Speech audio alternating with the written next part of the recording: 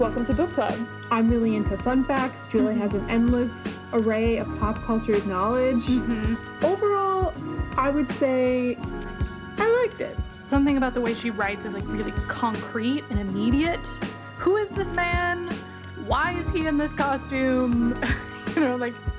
Why did he drop a squid?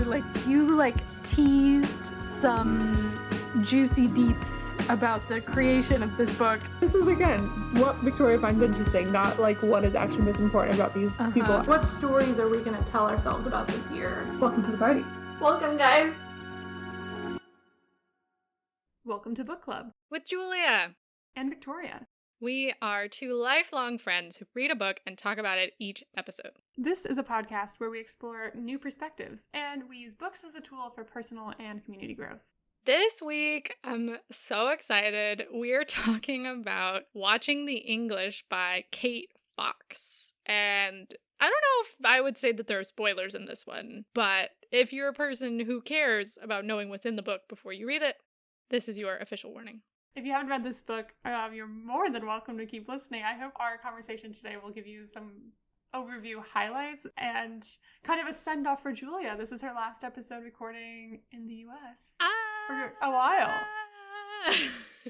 before she goes on to become the next Kate Fox. Oh, you flatter me. I could only hope to achieve such heights. So before we dive into the episode, though, we are preparing for a bit of a break while Julia transitions to her life in Belgium. So we'll be taking a couple weeks off of brand new episodes. So we will have a few re-releases of some of our favorite episodes, and you're going to get a chance to hear from our project manager, Rebecca, who's been a great part of the team. She's also been a former guest on this podcast. We will be back with a brand new season starting in October. And I probably say it every single time, but this might be my favorite season yet. We have a lot of new books to both of us on the agenda, which it's fun to bring books that we've loved and talked about before off mic, but it's great to come together and discuss a book that neither of us have had much time with otherwise. We can make it sound all glamorous, and it is very exciting, but also we've run out of books. Yeah, and I'm downsizing severely. I don't currently have a bookshelf. I just have a stack of books. Most of them are from the library. I think I whittled it down to 14 books when I moved out of our apartment. So literally we don't have, we always say, we grab a book off our shelf and talk about it. It's we literally don't have any more books to grab off our shelves. Yeah. Because either A, I've gotten rid of all of them, or B, Julia's you won't like this. We're not going to do it. I had a pile of books that I was that I had taken off my parents' shelves, because that's where I'm at right now. And I was I love these books, but Victoria won't want to read them. And, we try to do something we're both going to enjoy. So, yeah, we've got to branch out. We've got to explore new horizons.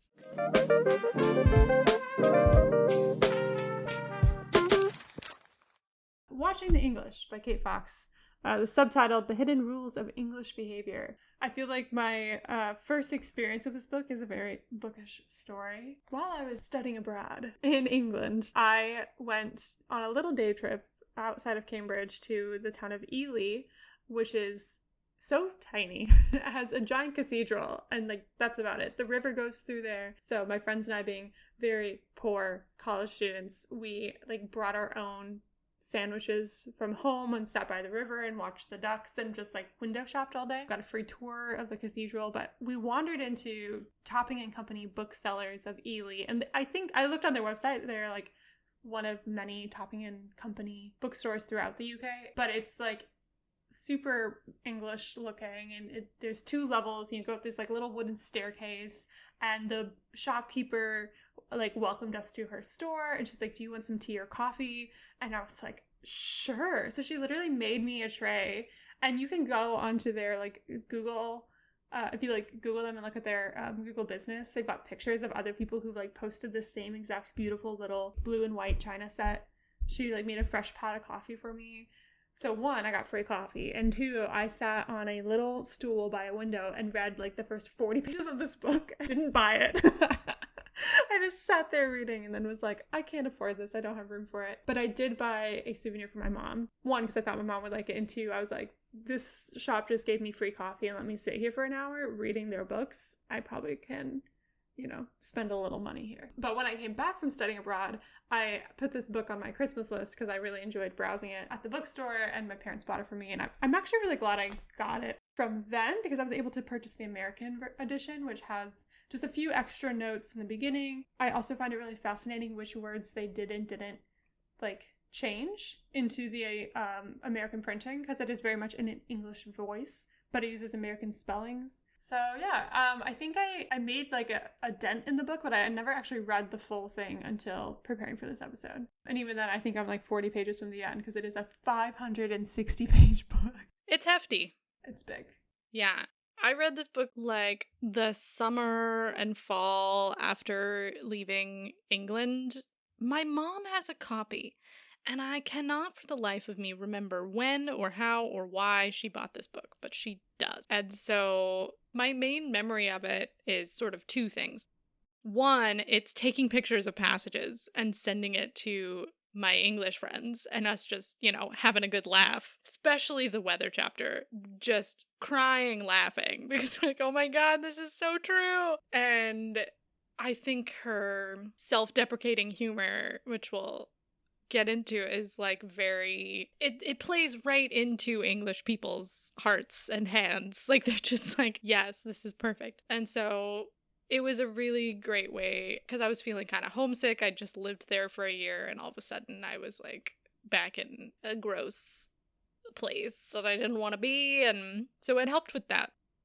But then I also, like, once I realized what she was doing, I was like so enthralled by her research. The minute I read it, I was like, oh my God, what is this and how do I do it? Because this is the most incredible, detailed, and thorough explanation of how unspoken social rules work in a culture that I'm interested in that I have ever seen. And I sort of came to the realization that, like, the process that she uses in her research is the process that I use as an autistic person to survive in the world. I'm constantly cataloging people's behaviors, collecting data, and then analyzing it for patterns so I can sort of I can come to conclusions about, like, okay, what are the value systems of this subgroup?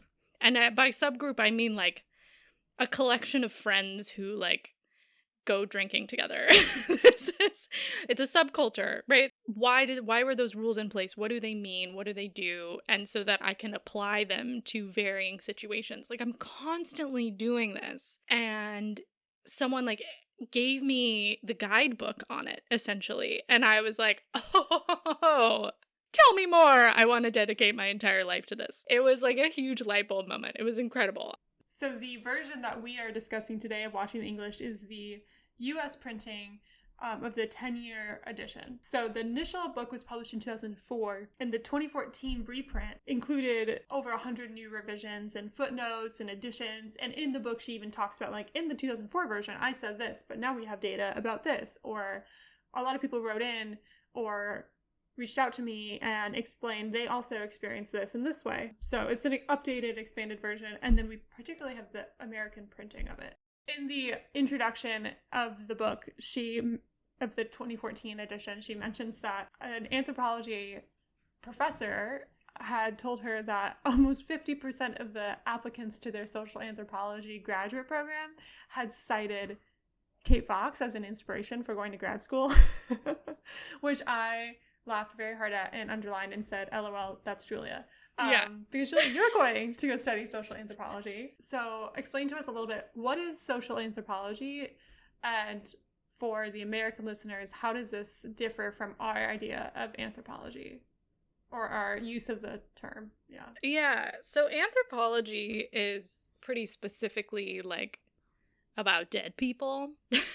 So it's like uncovering artifacts and remnants of culture and coming to like sort of understanding how those cultures operated potentially and how that shaped how we operate today. Social anthropology is like the baby of anthropology and sociology, which sociology examines sort of cultural processes, social processes and such. Social anthropology, it takes the evidence of people's behaviors, their clothes, their writings, and sort of identifies what the underlying rules of that society are and how it works, the value system is, etc. So it's understanding living cultures. And a culture can be anything from like the whole youth climate movement to China, in the Chinese diaspora, to something as small as like a book club. Yeah, so I absolutely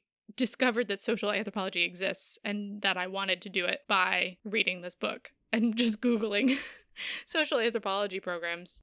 Like, as soon as I read this, I was like, oh my God, I need to do this for the rest of my life. I need to get a degree in it. I need to be paid to do it because I do this all the time anyway. But I didn't understand why I did it until probably like a year later. I got my diagnosis like a year after I had finished reading this book again. It sort of clicked for me that I was like, oh, I do this because I don't intuit the social rules around me and people's expectations and their emotions and whatever. So I have to manually process all the data I'm getting and put it in like a little spreadsheet in my brain and then come to some logical conclusion. And so over time, I was like, okay, so this is what I really want to do, but what do I want to study? What do I want to research? And after reading a ton of information that's out there on autism, I realized there are some resources out there that help autistic people understand like neurotypical social rules. But what I want to know is, are there like assumptions or values or sort of fundamental social instincts that specifically autistic people, but perhaps neurodivergent people in general, so including people with ADHD or Tourette's or dyslexia or, the wider variety of those things. Are there things that, like, if you put a bunch of autistic people in a room and said, create a club or create a society, would there be shared assumptions that we would have that were distinct from the neurotypical cultures that we came from? Because I feel like there are, and as something I spend a lot of time talking about with my other autistic friends is like, the assumptions that we would bring to things and the realization that those weren't assumed by everyone around us. And we spend a lot of time talking about that. And I'm like, I feel like there's some overlap. So that's kind of my goal. I have no idea what I can do with that yet. I have not thought that far. A few notes to know about Kate Fox. I'm not going to go into a whole author bio today because there's way more we want to discuss than we have time for. So I'll keep it succinct. But like 3 things to know about Kate Fox, the author of this book. 1, she is a social anthropologist who is the daughter of a social anthropologist. Yeah, her father, Robin Fox, is apparently a big name in the anthropology world. Kate Fox is literally the only anthropology book I've read, so I don't know much about him. But she has focused a lot of her research on various aspects of English society, and watching the English is kind of like almost a culmination of like years and years and years of research. She is the co-director of SIRC. I don't know if they call it CIRC, but it's the Social Issues Research Center, which she references multiple times in the book. Specific studies and research things they've done. And perhaps one of the most important things to know about her personal life is that in her growing up years, she lived a lot of places, notably in the US for a while, in France, and then obviously now lives in the UK, in England. So she kind of has this outsider perspective on her own culture, because while she is English by birth and her parents are both English, she did not spend much of her formative childhood years there. So she kind of came to England with kind of a separation in a way that she's able to then utilize to better understand her own culture. So the introduction of this book gives you her research methods, kind of like how she's defining the scope of her research, and for the lay people reading this, what is social anthropology and how does that kind of observation style of research work, which they refer to as participant observation. So being a participant in society while also observing it. in a nutshell, she's using her research to examine the quote-unquote grammar of Englishness. I thought this was an interesting entry point, considering we are a book and literature language podcast. So like the grammar of the language, the grammar of culture does not prescribe what you should do, but describes what is the general rule that is people are either consciously or unconsciously following within the society. So a person or group might have an idea of what the quote-unquote correct grammar is in a language or culture, but that's all dependent on a lot of things, like Kate Fox points out, notably their class, also a bit about their region, their age, their gender, that can influence what they deem as the appropriate or correct way to live or interact with other people, but that might look different for different groups of people. So the big thing to know is like this book is intended to be descriptive, not prescriptive. So it's not like a tool of like how to be an English person, but just this is what English people collectively generally do. And this is what it kind of means in some ways, but also leaving it very open-ended. You know, it's not what you should do, it's just what is. Which is so funny to me because that's our grammar argument all the flipping time is we're like, grammar should be descriptive, not prescriptive. Yes. Because if it's prescriptive, then it's like classist and ableist and all these sort of things and racist and stuff.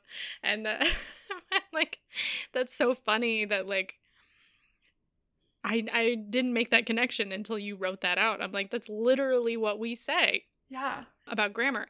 And the whole thing about how like you have to know grammar rules in order to break them. Yeah. So like breaking grammar rules reinforces the existence of grammar rules, and the breaking of them creates a new meaning in comparison to the original rule. So it's the exact same thing with cultural rules, right? Like counterculture is only counterculture if there's something to be against. Right. You know, and so it sort of reinforces the existence of the rules. So like, you know, just because someone isn't following every single rule of the Englishness, like there's a reason why, and it sort of reinforces that those things exist. Really fascinating to me. Yeah, I mean, I guess an example, if you're listening to this and you haven't heard us get on our soapbox about grammar, like the idea of a split infinitive. So that's when you like the verb like to go, and the quote unquote correct way is that you would not separate the to from the verb go. But then there's phrases like to boldly go where no one has gone before, and throwing the adjective in splits your verb, so it's a split infinitive, and people will like go off on it and be like, that's incorrect, and they'll change it. I mean, most people in casual writing, especially on the internet, are like, we don't effing care anymore, but that's an example of like an outdated rule that does not really help us understand each other better. It's not really how we talk. Like, in my mind, throw the rule out. Like, no, literally no one cares except the people who decided like grammar is prescriptive instead of descriptive.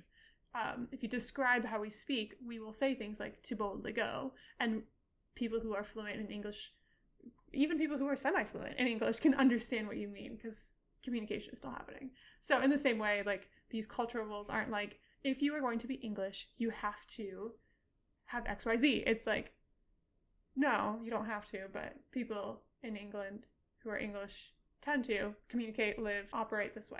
I appreciate the Star Trek reference. I don't know if you knew that that's what you were doing, but that's a Star Trek reference. I thought it was a presidential quote. No. LOL. To boldly go where no one has gone before is part of the Star Trek like tagline, part of the Prime Directive. That's so funny. In my mind, I'm like, I'm pretty sure JFK said that. He might have, talking about the space race, but it's definitely from Star Trek. So she's creating a grammar of Englishness, which means that she's observing, right? Participant observation, right?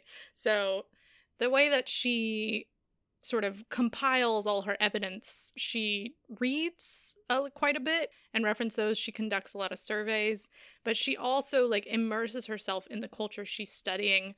And one of her least favorite parts of the job is she'll like spend a whole day breaking certain rules on purpose and recording the results. Something she'll do is she'll like bump into people on purpose and count how many of them say sorry to her when she was the one who bumped into them. Then she also spent a whole day at like King's Cross Station cutting cues or like cutting into the line and recording people's reactions. And she's like, I hate this, I hate this, I hate this, I hate this. Because she's breaking the rules, right? And it feels super wrong to her. but you learn about what the rules are by breaking them and seeing people's reaction.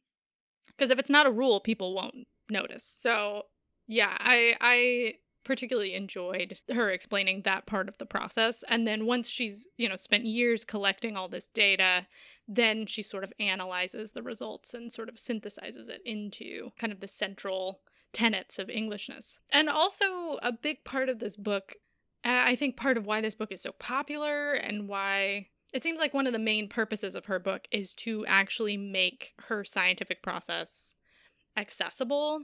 And like part of the premise of this book is like, here's all this research I did. It could be very stuffy and academic, but she like really wants it to be practicable, right? Like a lot of the work she does is, she talks about it in the 2014 reprint, how she like helps doctors with their like communicate better with their patients so that they get, because English people just like won't tell them what's wrong.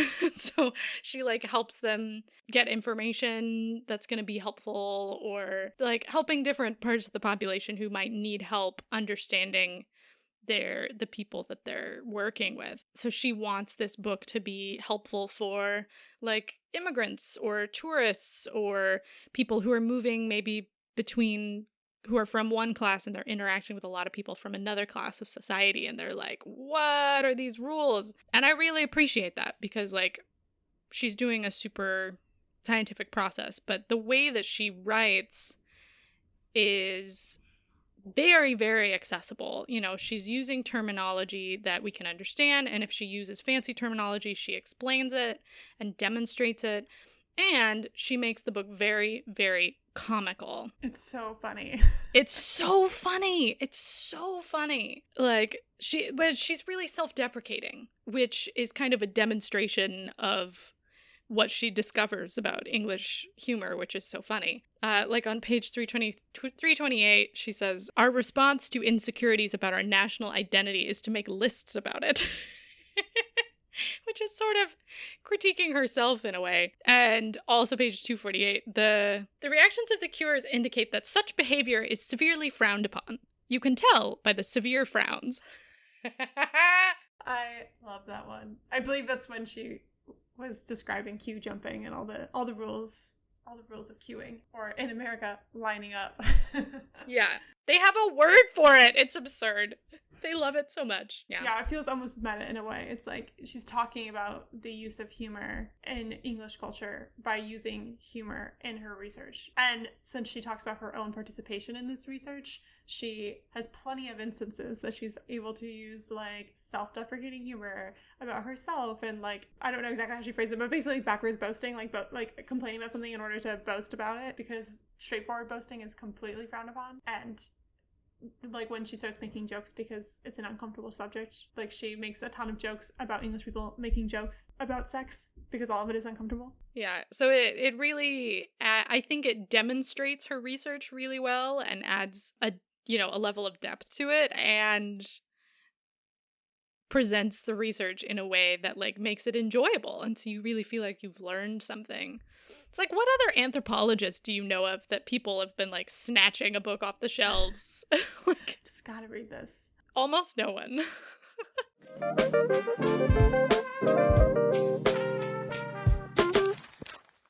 This podcast is made possible by our fantastic book club members. You can support the show by becoming a member on buymeacoffee.com/bookclubwithjv. Starting at $3 per month, book club members can connect with fellow listeners, help us select books for future episodes, unlock exclusive posts and messages, get early and discounted access to future events, and more. And if you want to take your support to the next level, you can join the TISM tier, which starts at $5 per month. The TISM tier is all about autism. Are you an autistic person looking for community?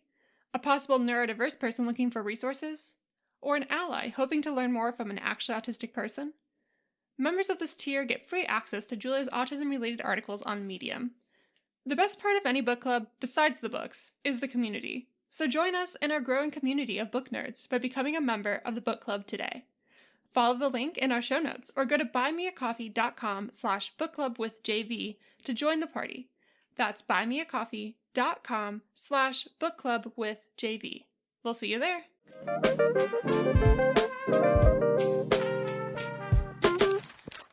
So now that we are well into this episode, I know there was a lot of preamble, but we do want to dig into kind of what we learned, some of like our big takeaways reading this, and kind of what it makes us think about in general when it comes to interacting with cultures that are different than ours and reflecting on our own culture and things that we might do without even thinking about it that just feel reflexive. What we learned is kind of it's kind of two steps. Like when you leave cultural subtext as subtext, things don't really translate.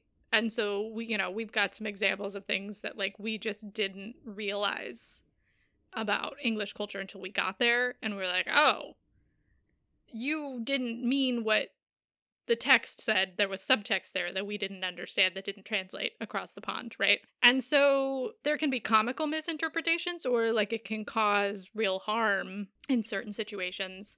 And I think the thing that translates the worst is that people don't realize like England is not like super we had this impression of England as this like super fancy and proper and kind of exclusive place. All of our super intelligent supervillains are from England. Whenever Americans like want to make a character smart, we give them an English accent. Yes, right? Yeah. And like part of that's just British propaganda, but part of that is just social anxiety. There's sort of her conclusion is like all of English culture is sort of centered around, she described it as social dis-ease, like not being settled, not being comfortable socially. But that translates as, oh, you're not good enough to sit with us, or like you just don't understand. We're actually way smarter than you. We're way better than you. But it's kind of a classic misinterpretation of socially anxious people. People think they're like super stuck up and exclusive and whatever, but actually they're just like terrified. So it, again, leads to some funny misinterpretations, but also potentially damaging ideas as well. So what was something that surprised you that you didn't understand from this book? I think in summary, kind of bouncing off of the anxiety piece real quick, is the way she explains like negative politeness versus positive politeness was a really big eye-opener for me, because similar in that like kind of standoffish or stiff upper lip kind of like impression that many Americans might have of English people, it's more that for the English people, being polite is not infringing on other people, like not talking to them, because it'd be impolite to like bother them. And you can see it in like small examples, like being like apologetic to ask for the waiter to bring you the thing that they are literally paid to bring you. Like, I'm so sorry to bother you at all. Whereas in America, we tend to typically have a more positive politeness, where being polite is saying something, is how are you doing today, and chatting someone up. And like, not that people aren't friendly and talk, it's just like talk to each other in England. It's just like a different kind of politeness, which I feel like noticed sometimes in my like smaller cultures of friends, whereas like some friends might be like, oh, it would be, bothersome for me to like talk to them too much, or like I'll just like let them be, and I'll interpret it as like, oh, they don't want to talk to me. It's like a we're both trying to be nice to the other person, but we're interpreting each other's niceness the wrong way. So that was like a big like aha moment for me reading. But one interpretation, or I guess misconception, I had of England was the idea of tradition. So she has a bit where she talks about the English kind of just, in her words, like make up traditions, and then immediately start like bemoaning and mourning the fact that they're losing touch with tradition. And this is constant, I guess, struggle of not feeling they have some traditions, or being cynical about them, the ones they do have, self-deprecating humor about any sense of tradition, but bemoaning that they don't have it. Like, I don't know, it seems kind of cyclical to me, or cyclical. Whereas from my American perspective, I feel like the English have so much tradition. Like, those are the like cultural things that we see from like a more tourist or distant perspective, as far as like you have royalty. Like, that seems like a huge tradition that has gone on for generations. And I think it might also boil down to that just like nationally their culture is older than America, and anything to me that was from before 1770, I'm like, wow, so much tradition, so old. Whereas they're like, that is a relatively new building. It was built in 1725. I'm like, oh, we weren't even a country in the sense we are today. So Yeah. It's a really fun game to go through Europe and be like, is this older than my country? And the answer is usually yes. Yeah. She really explained it really well in sort of tying it back to the social dis-ease part where like socially anxious people are really desperate for rules to kind of tell them what to do and make sense of everything because they're so worried they're going to make a mistake. And so they're like constantly making lists about things and creating rules out of nowhere just to have them. Or if they feel like they don't have, if there's a tradition that they're missing, like England doesn't really have its own mythology. They steal it from Wales and France. So like any kind of English tradition or mythology is, or Norse, right? It's sort of Norse or Welsh or French, but they don't really have their own, and so they'll like steal it from other people because they just like need something. And so that kind of like unsteadiness, that uncertainty leads them to make all these rules and then constantly complain about how people are breaking them or how people are losing them or whatever when they weren't real to begin with. Like just a handful of people decided on it, you know? Yeah, it's it's kind of a tradition of its own to mourn the loss of traditions, which is funny. One of the things that I just loved, the weather chapter in this book, it's the opening chapter, and it is comedy gold. It's so great. She basically breaks down like how English people use talking about the weather as like they aren't actually talking about the weather. They use talking about the weather to sort of break the ice and to kind of suss out whether you're a person that they feel like they could vibe with or not. It was super helpful for me in explaining like that things can mean other things, you know? Talking about the weather doesn't have to mean talking about the weather. That was really hard for me because I was like, I would answer honestly. I wouldn't, the way she explains it, there's like a kind of a hierarchy of like which weather is good and which weather is bad, and you have to agree on how you feel about the current weather in order to continue having your conversation, which is wild. We have to agree that the sun is good and the rain is bad. And I'm like, but what if I like the rain? And I would tell people like, oh no, I came here because I really prefer the weather. And coming from Southern California, they would give me this stare like, what is wrong with you? And then the conversation would be over. And I'd be like, I wonder what happened. And I read this book and I was like, oh, I broke the rule. They were just looking at you like, that is not how this works. Yeah. I don't understand. Like, she's liking the weather. She's disagreeing with me. I don't know. I don't think I can keep abort. And then they just don't know what to do. Yes, the whole weather section it was such an eye-opening bit of reading for me because from an American perspective, the assumption is that English weather is like very intense because they're always talking about it. Like in my mind, it was like, well, if you're always talking about it, there must be something to talk about. Mm-hmm. Completely missing the fact that they're not really talking about the weather. I mean, they are, but they aren't. Like it's a way to start a conversation, to talk about other things, a safe category of things to talk about. So from the American perspective, like when I told people I was going to study abroad in England, they would be like, oh, like I hear the weather is in like lots of rain. Like, does it get really cold? Like, do you have enough weather gear? Like, I'm just concerned about my packing habits, really. And I got there and like I brought a rain jacket, like a heavy duty rain jacket. I literally only wore it once because it never really rained that hard. And I was like, that's weird. And then I took a meteorology class after I returned to the States, and we talked about temperate and coastal climates. And there was a comparison between the UK, specifically the southern UK, where I had studied, and Seattle.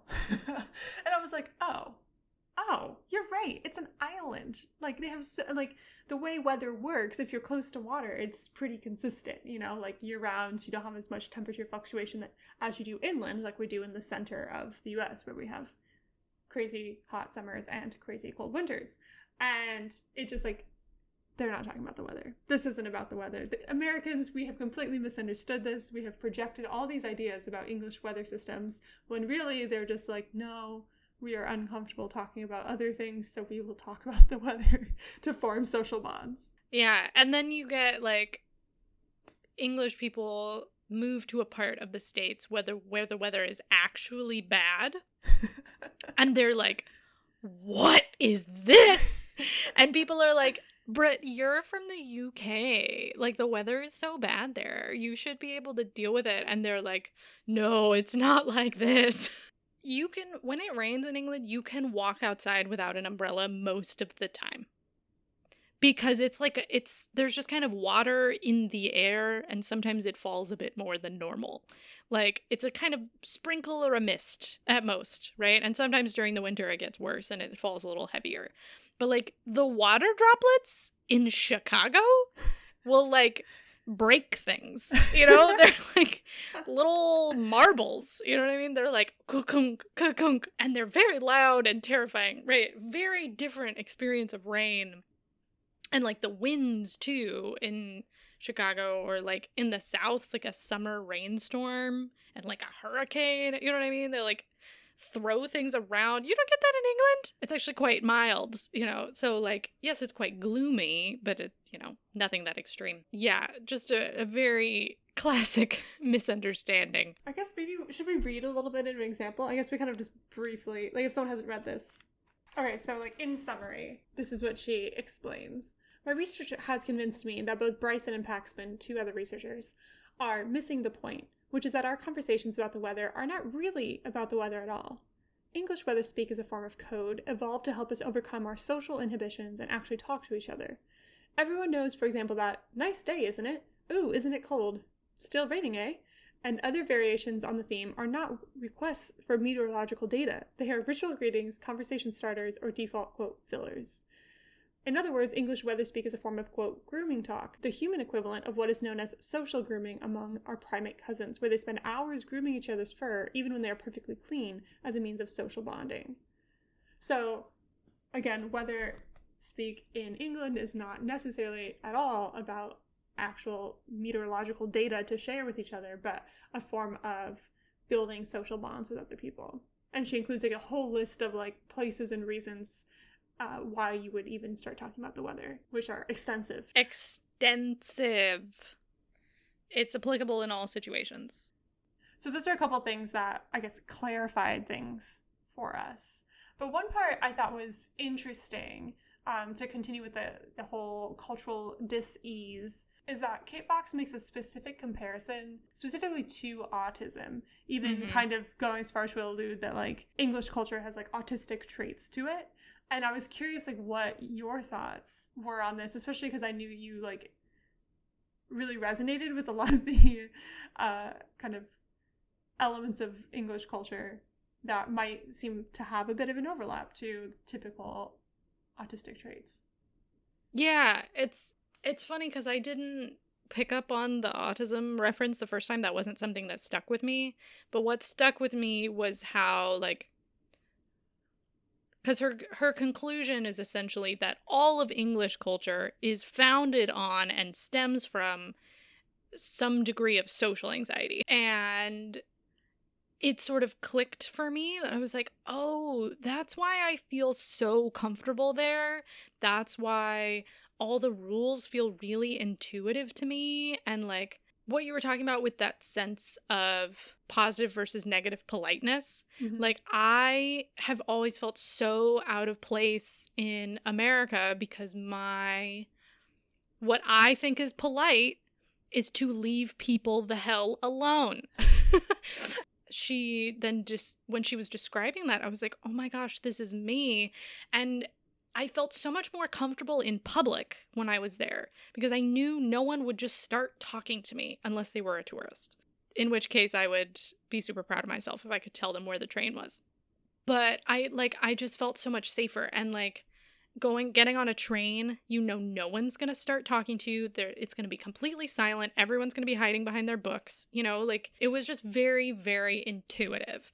And I felt way more relaxed there. And obviously, you know, being raised in America, there were still some things about me that were very American. Also, my voice is very loud, and I think it overwhelmed some people when they first met me. But like once she outlined it and took that subtext and made it text, and I was like, oh yeah, that is absolutely true. It really clicked into place for me. But if I think about like how there are some kind of autistic traits built into English culture as well, it's 1,000% true, because English people spend all their time not wanting to go outside, and when they do, they just spend the whole time not knowing what they're supposed to be doing. And so like that's autistic people's experience of socializing, for sure, is like that. And there's a lot of little examples that we can go into about how that kind of plays out. But yeah, it's the obsession with rules is very interesting, because I mean, even my obsession with social anthropology, right? I want to know what the rules are. It was so exciting for someone to explain the rules to me, because then you feel safer and you're like, okay, yes, this particular thing has a rule. I love going into artistic spaces where like that I was raised in, like dance or theater or museums or something, where like it has clear-cut rules, and those were explained to me from a very young age, so I know exactly how to behave. I love that kind of thing. Or like a symphony or whatever. Like someone explained to me how the rules work. I know exactly how to behave in a theater situation, and it's so much more comfortable than going into a new situation where there's no clear rules yet. That's my life. So there absolutely is some overlap there. Yeah, I think I found that fascinating. So I thought maybe we could talk about some of the things that, like, what are some of the like day-to-day things, if the foundation of the culture is this kind of social anxiety, what might that look like in like tiny day-to-day stuff? Okay, so in the section Rules of Play, she has a bunch of subsections about different types of reading that I found very interesting. And I guess along with the kind of stereotype that Americans might have of English people of being very smart, I think part of it we get from they constantly have books. I think she even quotes a foreigner, perhaps an American, who was like, everyone's always reading here, like, holy cow. But it becomes like a physical barrier, like a do not talk to me, I have a book in my face. So like the whole like reading on the train thing is like real. Like she quotes, the point is clearly to have a newspaper big enough to hide behind. She even talks about the different sizes of their newspapers, and like the outcry when some publishers had downsized the paper because people are like, no, I have to hide behind it. So it's not as much like the act of reading as much as it is like just having something there. There's a whole section on the rules of bogside reading. So like reading while you're in the toilet or in the bathroom on the toilet. I thought it was humorous. Her conclusion kind of was like, oh, we don't even want to acknowledge the bodily functions going on right now. We're going to read. And all the class implications of like what kind of reading you have in your bathroom. The reading on the train thing is really funny. I think everyone can kind of sympathize with it. Like if you've ever taken a bus or something and you're like, I don't know what to do with my eyes, you know. So most people in America, I think, would look at their phones, or like that's why you have the advertisements up at the top, so you can read those instead of making eye contact with the person across from you. For the train, even though you've rode this train every day for a year, but you still like, let me go read all the blue line stops again. Yeah, exactly. And so having a book, yes, it sort of provides a physical barrier, like in front of your face, in front of your body, but it also, I think she says, like, it helps you pretend that you're not there. Like it's sort of an act of denial of like, I am not in this crowded train. There are no people around me. Everyone's just collectively pretending that we're not all crammed together onto this train. And we've all agreed to like ignore each other and pretend nothing's happening, even if we're like, our arms are literally squished against each other holding this pole, and we're like bumping into each other, but we pretend it's not happening, so we have a book. And keeps you from making awkward eye contact with strangers.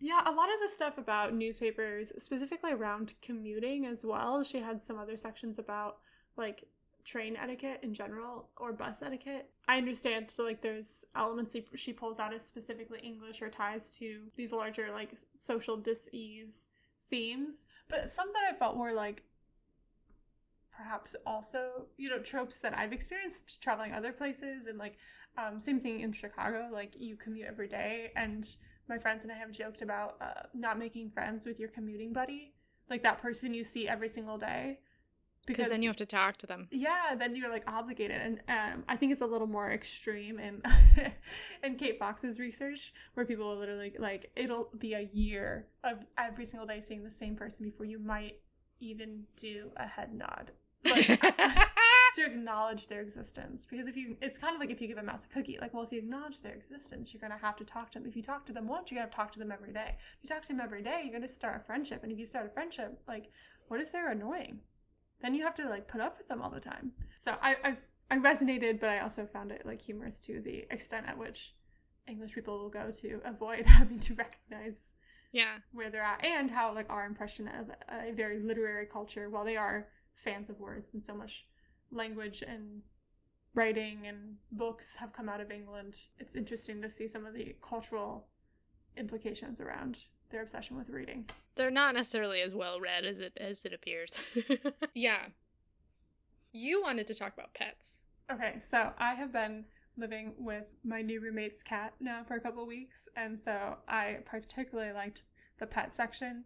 I haven't lived with an animal in quite some time, so I feel like it was fresh on my mind. A quote that is quite telling, I guess. Keeping pets for the English is not so much a leisure activity as it is an entire way of life.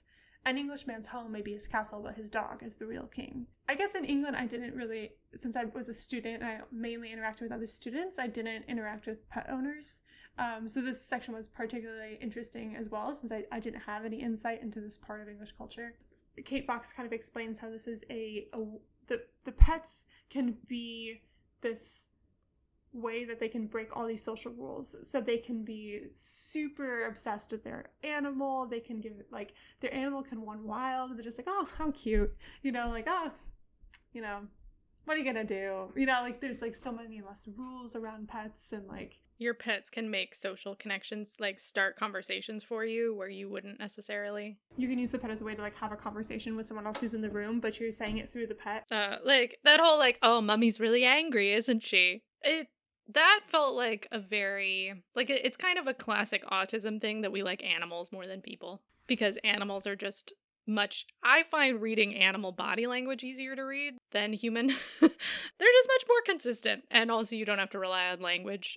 It feels like they understand you a lot better as well. Like, it just feels safer. And yeah, so that was a good point of comparison for me. Like, socially anxious people or autistic people tend to like the company of animals more. And so I thought that was interesting that was like built into their culture as well. Yeah, I like how she continues to like dissect, like, okay, so why are English people like so open with their pet in a way they aren't with other humans? And like she kind of lands on the pet often is like the inner child, like a way that they can express their inner child. So at the end of the section on pets, she gives the piece of advice. If you are of a more kind and affable disposition, note that the quickest way to an English person's heart, no matter what their class, is through their pet. Always praise people's pets, and when you speak to our animals directly, which you should do as much as possible, remember that you are addressing our inner child. If you are a visitor eager to make friends with the natives, try to acquire or borrow a dog to act as a passport to conversation and as a chaperone. I found that part really interesting because in America, we will often use pets as like a social lubricant in a way. You know, like if you're at someone's house and you're maybe just getting to know them, you can like sit and talk about their pet. It's like a safe entry-level conversation. On Zoom calls these days, it's like, oh, you have a dog in the background, tell me about your dog. It's like a much better, easier conversation entry point than like, oh, tell me about your child I see in the background. Like, that's weird, like that's too much detail, but I'll tell you everything about this pet. You know, people will joke that, like, oh, I got a dog to meet other people, to go on dates because you can like walk your dog and people will start chatting you up, or in my case, I knew the names of dogs in my neighborhood more than I knew names of actual people, because I would hear them like yelling after their dog. I'm like, ah, yes, Cosmo's out. So while we do have some of those similarities as far as using pets as a kind of a social entry point, it seems to be like even deeper significance, maybe because of that element of social dis-ease that is prevalent in English culture. Makes the pets an even like more needed social lubricant in some ways, or more useful. So, as you know, humorous as this sort of exploration can be, as fun as it can be to point at the English people who have had so much power in the world and say, oh, you're all just scared out of your minds, and that, makes you feel better. There's also a darker side to that kind of dis-ease, because like it's not named, it's very socially taboo to like acknowledge subtext. So in culture in general, really, like people don't really explain rules, much to the chagrin of autistic people everywhere, because people don't necessarily understand that there was a rule to begin with. They just know if it's broken. And so if that dis-ease isn't named, then English people might not realize that like not everyone in the world operates from that kind of baseline. And so they expect everyone coming into their country to also have that intense desire to be constantly analyzing and figuring out the rules and trying to not stand out and trying to blend in and trying to like fit and to be able to pick up on those rules just intrinsically. And it's even considered rude to like explain or, to like address people directly, right? Or explain how they've done something wrong or whatever. And so, or scold people, or like their response when she would cut in line, no one would say a peep. They would just make a face. And so if you couldn't pick up on what that face meant, if you didn't notice, you wouldn't know that you'd broken a rule. And now you have the ire of the English, and you don't know why. And so that kind of dis-ease can have huge implications for like public spaces. Really any kind of minority, it ends up being kind of a gatekeeper to major institutions and public spaces and stuff. Because think about like the stuff that you need to do to get into a job or an institution, or to be accepted among sort of English people in general in public, is you have to follow the rules in public. And you also, if you're doing a job interview there, you're trying to get into college, like you have to be a certain amount of self-deprecating, and you have to like be super pessimistic and, all these other things.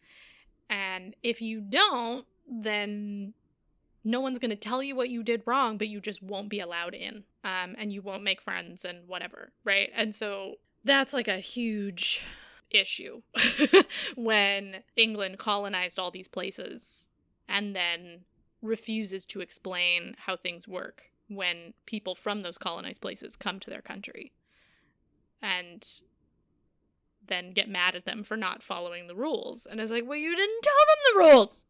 And they come from a different culture, which has different assumptions about what is kind and what is polite and what you should be doing in a given situation. Everyone's different. And so, yeah, it can cause real problems. And yeah, it's interesting because a lot of it can just be, when you travel to a new place, like, oh, that's interesting. And then like, oh, that's different. Oh, I'm learning. And then all of a sudden it can get like really difficult really quickly. That's part of that culture shock that we often talk about in the travel space. Yeah, there was a time where a friend and I, both American, were catching a bus back to Cambridge, and it was a complete, like, there was a rule that was not anywhere verbally expressed that we missed, which made us miss our bus, which in the long run was fine. Like, we had somewhere we could sit for a while and charge our phones, and we could catch the next bus and we could make it home. But like, had that been the last bus of the night, we're like to young girls with no money and nowhere to stay that night. And, you know, that amplifies for other minority groups, especially if you don't speak the language or if you're even more desperate in a financial situation than we were. Because basically the rule was the door is open, go get on the bus, but no one said that. They looked like airport gates, which to us, you don't get on until they tell you to. You know, you wait inside at the gate until they tell you to go through. The English, you know, person running the ticket stand at the bus counter was just like appalled, like, why didn't you get on? You know, just like kind of like condescending and like whatever, and didn't feel good in the moment. Long run, like, we were safe, it was fine, we caught another bus. But yeah, this is one of the first memories that come to mind when it comes to like unspoken rules that, if not expressed, can just make life very difficult, and in some cases, in more extreme cases too, can be really unsafe or put people in an out group in a way.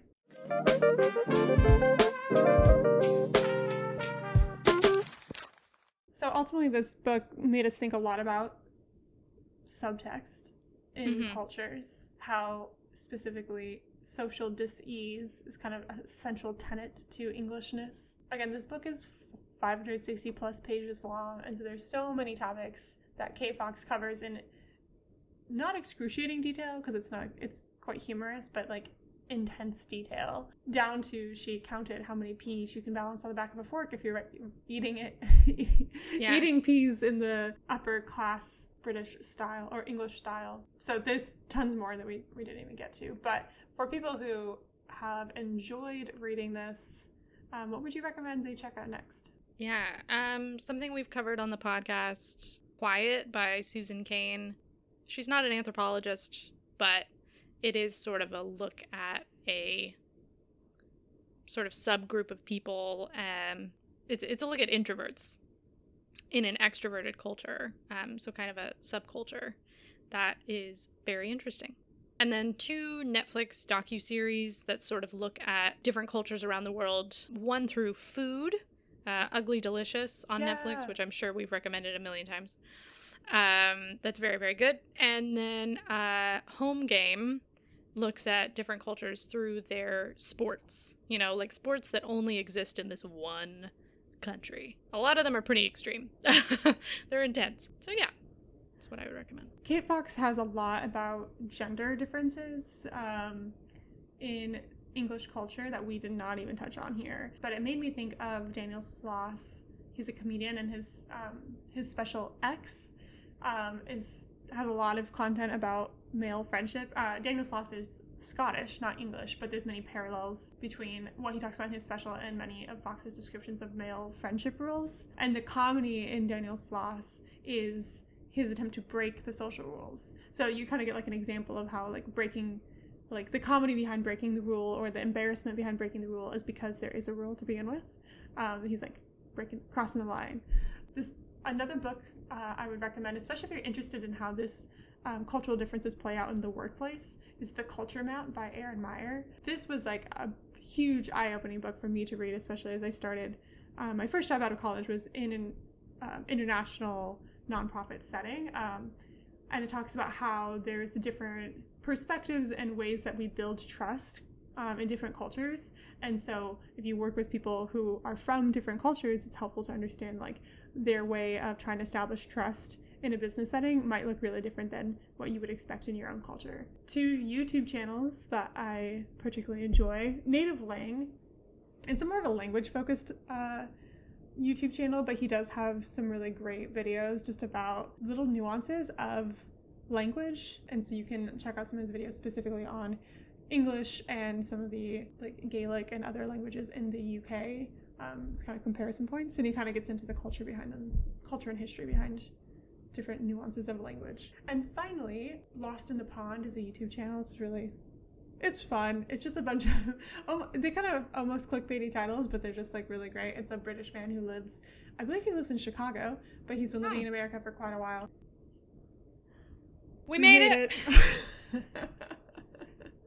This was a long one, but now it's time for the part of the show where we talk about the things that we love to do for this week. Mine have been so dull lately. I'm just like a little adult living her little adult life. I drive a 2007 Prius and had my catalytic converter stolen this week. I'm not obsessed with that, But I am happy that I had comprehensive car insurance that my dad convinced me I needed, because I was like, why pay extra money? My car is old. And he's like, you'll want it because you won't want to buy a new car if it gets hit or something gets stolen off of it living in a city. It's like, fine. Yeah. And so what would have been a $3,000 repair is now only costing me $500. But yeah, it's been a week, but more fun. I've been running more this summer. Vern convinced me to sign up for a 5K that we ran last Saturday, and it was so much fun. I ran my best time ever. It was really fun. I like having something to look forward to. Like, there was dim sum and bubble tea when you cross the finish line. Oh, wow. And it was delicious. Might be worth it just for that. Yeah. And it was like a substantial dim sum. Like, I thought it was gonna be like 2 pieces to go, but it was like a whole box for everyone. It was great. So yeah, if you don't think you're a runner, but you think maybe you would want to, I encourage you to sign up for a 5K, get some friends, do the thing. The race day energy, I feel like, just gets to you and you end up running faster than you ever thought you could. So it was a good time. Yeah, speaking of exercise we didn't expect we would do, I went roller skating for the first time in, I don't know, like 15 years or something. Well, and technically I had only ever used roller blades, never roller skates. This was my first time using skates, and it was a lot of fun. Yeah, it was such a throwback. It was like something I used to do in my childhood all the time, and it's kind of making a comeback, and I loved it. I am also in my preparations for going to Belgium. Belgium has 2 national languages, French and Flemish, or Flants, as they say, which is the Belgian version of Dutch. It's a dialect of Dutch. And I mean, French, they're both just the most ridiculous languages because French has so many extra letters. You don't pronounce any one of them. You don't pronounce a single one, and it drives me nuts. And then Dutch is just like the most absurd. It's so silly. Like, it just sounds silly. And so you could be saying something really serious, but it comes across as like hurt to who? And so I just, every single time I'm like, no, there's no way that's how it's pronounced. But it is. So like there was a sentence I learned that just said, de hoed is goed. It means the hat is good. Because I'm, in Dutch 1. But de hoed is goed. I cracked up laughing for like 5 minutes. I was like, that's the silliest thing I've ever heard. So I'm having a lot of fun with that, and I'm sorry to Dutch people for mocking your language, but it's very silly. Then finally, a real music recommendation. I've recommended Max Richter a lot. I'm obsessed with him. He's like a composer. He's got a new album/symphony called Exiles that is gorgeous. Love it. Yeah, I'm very obsessed with that right now. So yeah. To say please, you say alsjeblieft. And then to say thank you, you say bedankt. No way. So, bedankt, everyone. Thanks for joining us for this episode of Book Club with Julia and Victoria. Chime in with your own thoughts and recommendations on Instagram at bookclubwithjv or through the contact form on our website, www.bookclubwithjv.com. Our website is also where you can find show notes for this episode, which include links to any of the recommendations we gave or other tidbits we mentioned. Make sure to follow us on Spotify, Apple Podcasts, or wherever you're currently listening, and leave us a 5-star review on Apple while you're there. This episode was co-hosted and produced by myself, Victoria Bruick, along with Julia Clausen. Our music is composed by Greg Bruick. Our logo was designed by Gabby Febland, and Rebecca Gesney is our project manager. We'll catch you all on our next episode. Happy reading!